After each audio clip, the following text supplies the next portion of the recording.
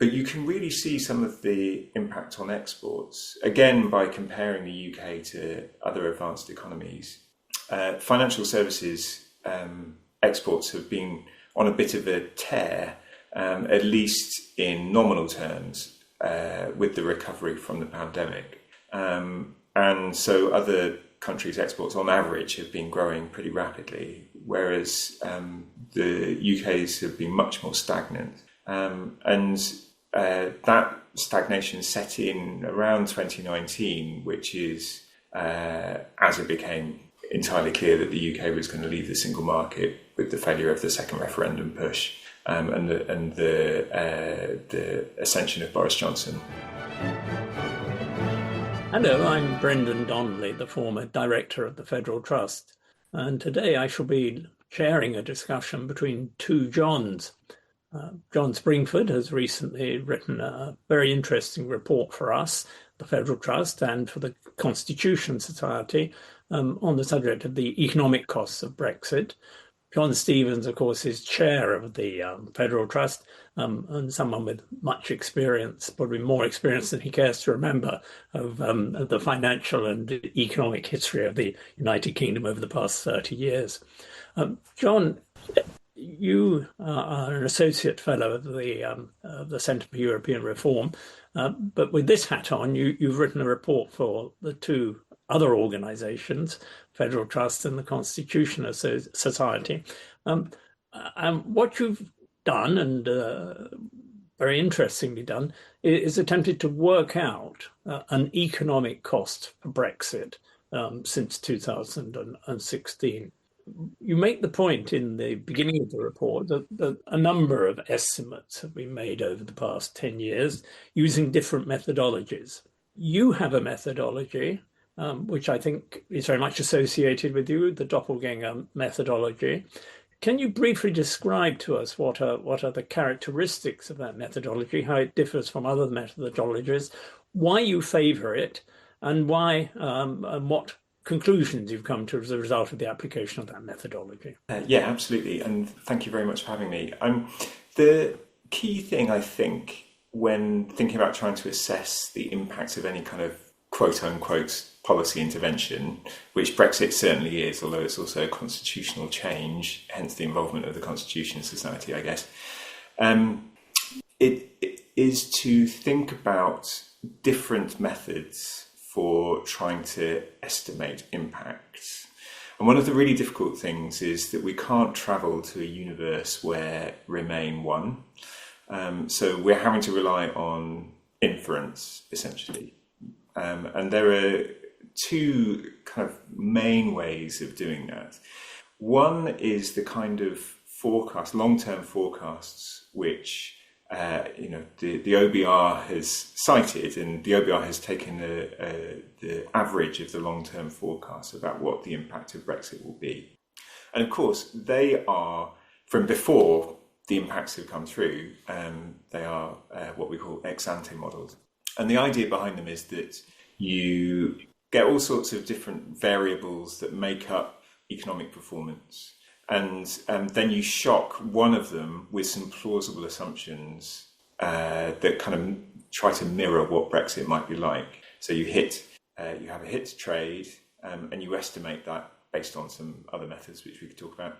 And then you... I just clarify something. Is this something that was done in 2016, or are you talking about things that are still... Yeah, so this was a range that the OBR takes as its kind of Office for Budgetary Responsibility. The Office for Budgetary Responsibility takes as its average is they're broadly between, I think, 2015 and 2019. So before the UK left the single market and customs union, which is when the real trade shock took place.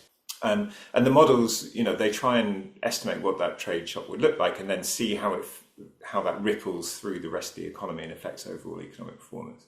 And the OBR's average is of those outcomes is about 4%.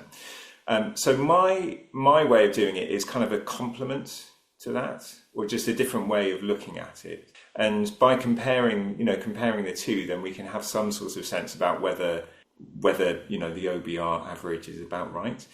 And my method, it takes a kind of big panel of 23 other advanced economies, and they're the economies that the IMF designates as advanced from 1995. So we get rid of petrostates and other places which aren't really a very good kind of comparator to the UK. And then from that, an algorithm looks at the GDP performance of the UK between 2009 and 2016. And it tries to find the combination of those 23 countries whose GDP path is most similar to the UK's between 2009 and 2016. And then thereafter, we can use that kind of doppelganger as the first people who used this method on Brexit dubbed it. You can use that kind of group of countries as a kind of counterfactual UK that remained in the EU, and measure the distance between UK performance and that group of countries.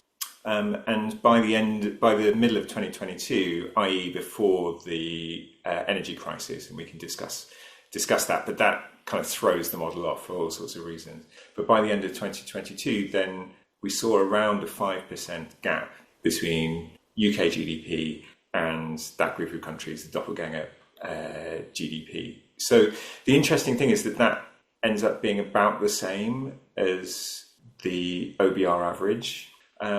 There's problems with both the kind of ex-ante models where you're trying to forecast what happened and my backward-looking, quote-unquote, ex-post model, which we can discuss. But that's basically how my method compares to the methods that the OBR has been using for its estimates.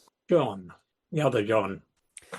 Well, I was really wanting to start by asking you whether you regard the hit of Brexit as being essentially a one-off that will fade with time, or whether it has a cumulative quality that will, in some respects, not just continue, but perhaps get worse over time, because that seems to be very central to current debates. Yeah, I think that's right, and that's the exact question that we find very difficult to answer.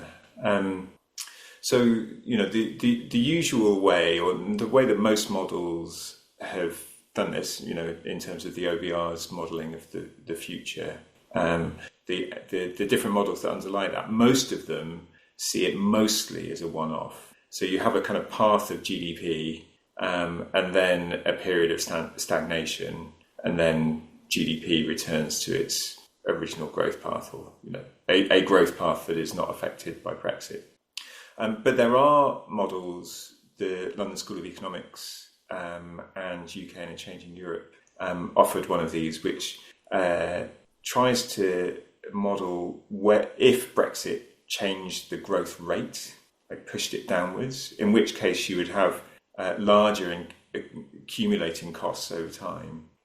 And there are some reasons to believe that kind of assumption is a good one, because there are all sorts of ways in which being open to trade, migration and investment can raise growth rates. So you've got a lot more competition from imports, and that constant thrust of competition against your own companies means that they have to invest more, they have to innovate more, they have to try and improve their production processes. And that pressure can improve growth. And if you reduce that pressure, which you do by imposing lots of trade barriers on yourself, as we did with Brexit, then the growth rate might diminish slightly. And there are other routes that kind of process can happen, i.e. through immigration. So if you are bringing in skilled workers who have know-how, or who allow workers in your own economy to kind of specialise on tasks, then that can also improve growth rates. So there's good reason to believe that trade barriers or trade opening do change growth rates.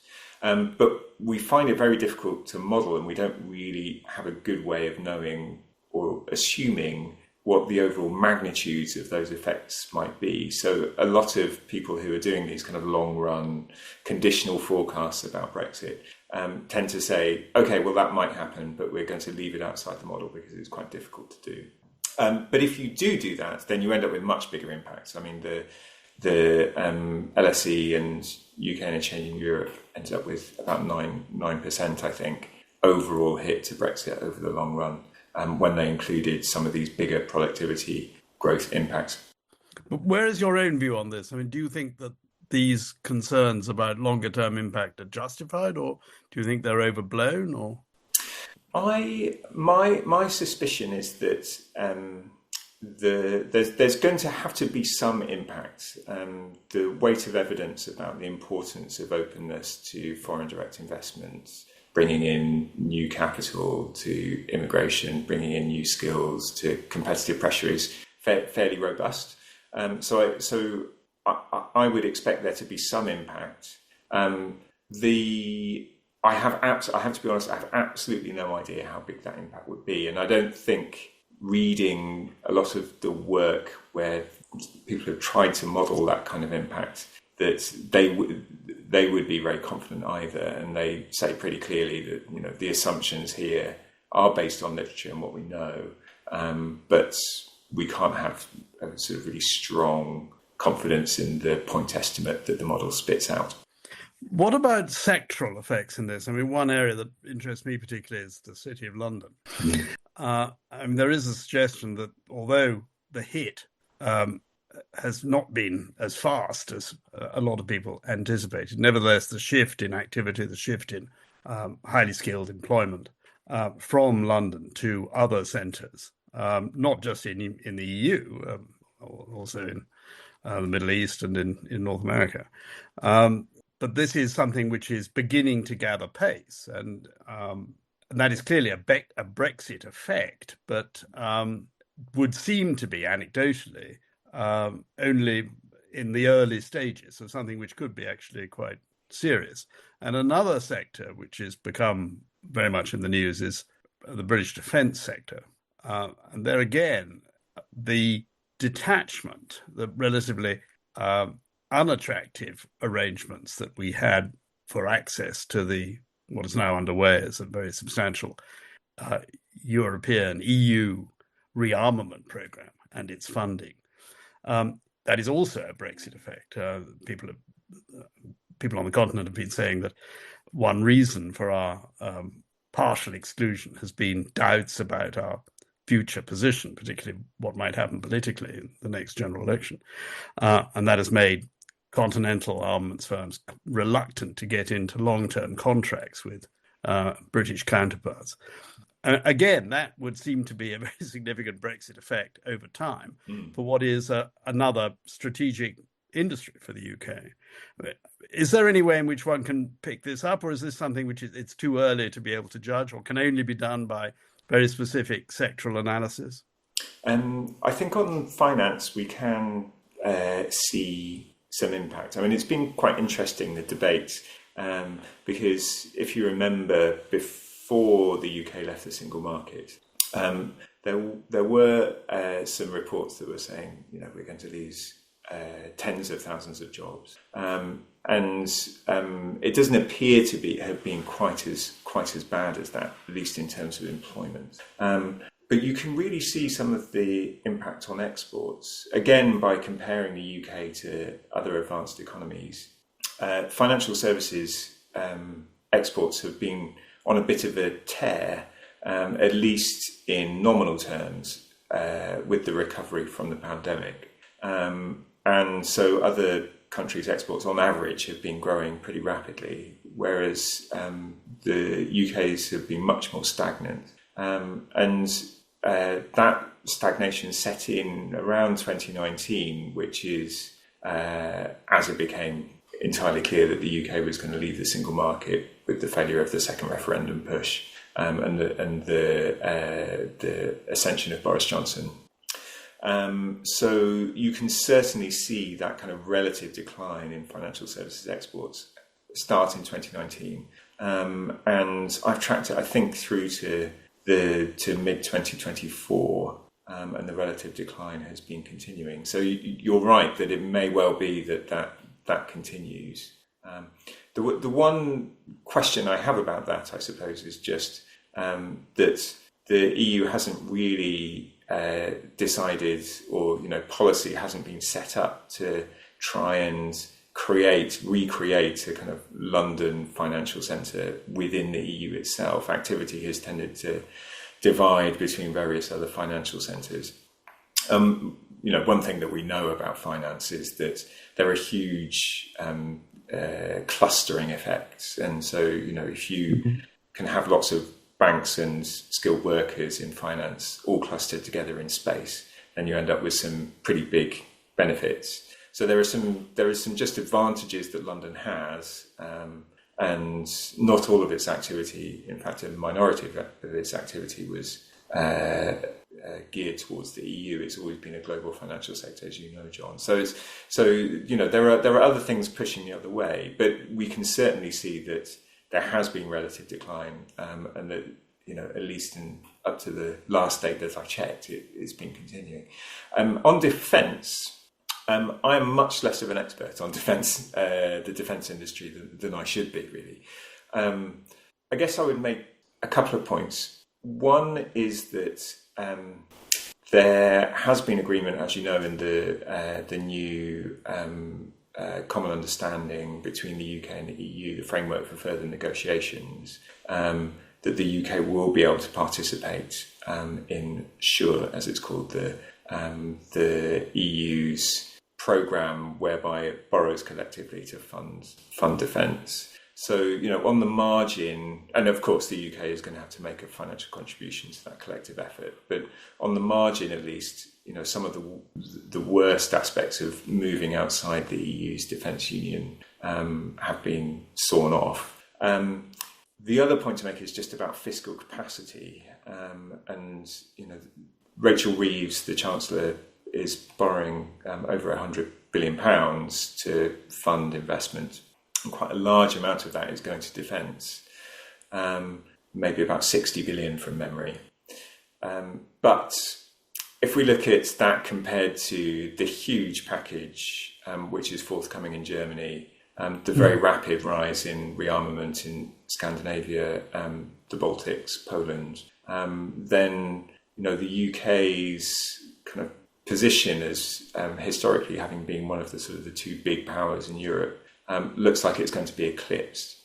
And of course, that some of that fiscal constraint is down to Brexit. I mean, if you're looking at a 4 or 5% hit to GDP, that has a big impact on your tax revenues, and also therefore on your borrowing costs. And raising taxes has proved to be very difficult. So if I were to think about the main channel through which Brexit might impact defence, is probably more through the fiscal side than the trade side. But I might well be wrong about that, not being an expert.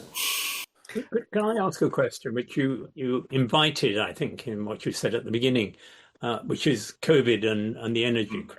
How far do those two enormous rocks thrown into the economic pond of the United Kingdom, how far do they invalidate even, or certainly make more speculative your general calculations, even with sophisticated methodology that you've given us? Well, I mean, it's an excellent question. I think gets to the real heart of some of the issues with some of the backward-looking methods that I and others have used here. Because, obviously, if you're comparing a country to a group of other countries at one point in time, then something might happen to either the country of interest here, Britain, or the other countries that is idiosyncratic. And so, your assumption that growth paths were the same between 2009 and 2016, so they're likely to be the same later, could get thrown off. The way that I've been thinking about it is that COVID is less of a problem than the energy crisis. And the reason for that is that COVID was a kind of general shock that hit everyone fairly equally. Countries did better or worse at managing it. Broadly speaking, the countries who most closely follow the UK's growth path, apart from Australia, managed it in relatively similar ways. And the UK, despite its not brilliant performance in the pandemic, is about middle of the pack on excess deaths. So, in that sense, I'm like, well, does this really make that much difference? And the other point to make about COVID is that recovery was very rapid. It was a short, sharp shock down to lockdowns. Most countries protected incomes, either corporate income or household income, in order to stop the economy from fracturing into pieces. And so the recovery was relatively rapid. So I'm, obviously there are some assumptions there which are challengeable. But I think broadly, because it's this kind of general shock which affects everybody fairly equally, then it shouldn't throw things off too much. On the gas crisis, that I stopped doing the model when the gas crisis hit, because that is a very European shock. Europe is a net energy importer. Putin invading Ukraine and before that cutting off the gas, and then Europe's attempts to get off Russian gas is a regional shock. And the countries that I compare the UK to are not just European ones. They're advanced economies across the globe. So, if I were to carry it on, then the cost of Brexit, as the model spits out, will probably be biased upwards in the sense that the cost would be bigger, simply because the UK is in Europe. Europe has an idiosyncratic shock. And those countries that are outside Europe but are in the comparator doppelganger don't suffer that shock as much, which would bias the costs upwards. Good. Final question. Well, John, do you have a final question? I have a final question for the other John, but John... Well, I've got a couple, I'm afraid. Have a couple. Carry on. I mean, the first one is just to focus on this fiscal question, because one thing which has struck me very much is what has been going on in government bond yields, and the fact that we have currently a very strange situation in which Greece, for example, is borrowing nearly 120 basis points cheaper in 10 years than the UK. And the UK is a standout, actually, compared to Eurozone countries, particularly. And I'm just wondering whether this is a Brexit effect. I think that some of it absolutely is a Brexit effect. So, if we take the OBR's average 4%, then obviously that means also a 4%, give or take, hit to tax revenues as well. And that's quite a lot. And if we look at the 2019 to 2024 Parliament, in which Rishi Sunak raised taxes quite significantly, over that Parliament, the tax take went up by about 100 billion. And if we take the OBR's 4%, then the hit to tax revenues was about 40 billion. So a significant amount of that rise in tax was down to Brexit. If Brexit hadn't happened and that 40 billion of tax revenues were more available, then the UK government's fiscal position would be a fair bit stronger. It would still have some difficulties owing to the ageing population and so forth. The other point is about growth. And John, if your hunch is right that there are further impacts on growth to come from Brexit, then there are questions about future tax revenues as well, which investors will be taking into account now when they're thinking about what sort of price they're willing to pay for UK gilts. So, I mean, there's obviously many things which have made the UK's fiscal position so weak. The gas crisis is one of them. To a certain extent, Truss's failed experiment, but Brexit is certainly a part of it. Thank you very much indeed, John. That was very, very interesting and illuminating, and I'm sure the debate will continue further. Thanks very much for having me.